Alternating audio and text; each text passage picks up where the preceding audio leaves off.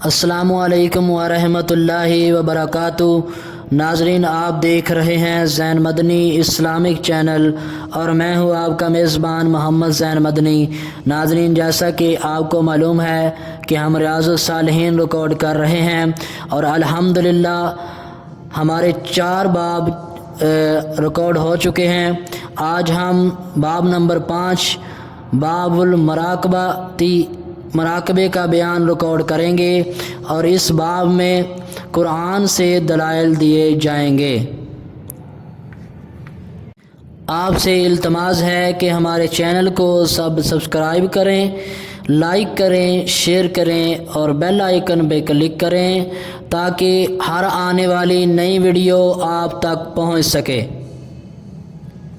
نحمدہ ونصلی علی رسولہ الکریم، اما بعد فاعوذ باللہ من الشیطان الرجیم، بسم اللہ الرحمن الرحیم۔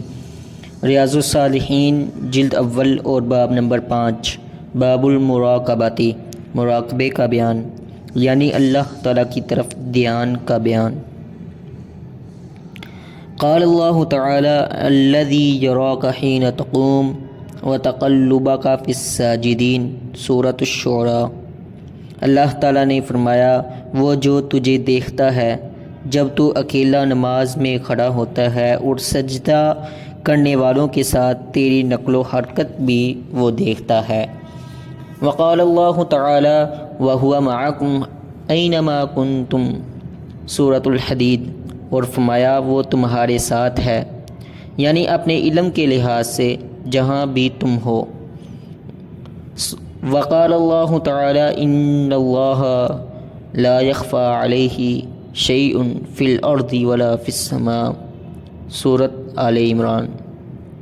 نیز فرمایا بے شک اللہ پر آسمان اور زمین کی کوئی چیز مخفی نہیں ہے۔ وقال اللہ تعالی ان ربک لبالمرصاد، سورۃ الفجر۔ اور فرمایا بے شک تیرا رب البتہ گات میں ہے۔ وقال اللہ تعالی یعلم خائنۃ الاعین وما تخفی الصدور، سورۃ غافر۔ اور فرمایا وہ خیانت کرنے والی آنکھوں کو اور سینوں میں مخفی باتوں کو جانتا ہے۔ فائدہ آیات۔ ان تمام آیات سے واضح ہے کہ انسان جو کچھ کرتا ہے وہ اللہ کے علم میں ہے، اس سے کوئی چیز مخفی ہے نہ مخفی رہ سکتی ہے۔ اس لیے انسان کو چاہیے کہ وہ اللہ تعالیٰ کی اس صفت علم و بصر اور صفت سماع کو ہر وقت سامنے رکھے تاکہ اللہ تعالیٰ کی نافرمانیوں سے بچ سکے۔ اللہ کی یہ صفات جس حد تک اس کے سامنے رہیں گی اسی قدر وہ اللہ کی نافرمانیوں سے کنارہ کش رہے گا۔ وما توفیقی الا باللہ۔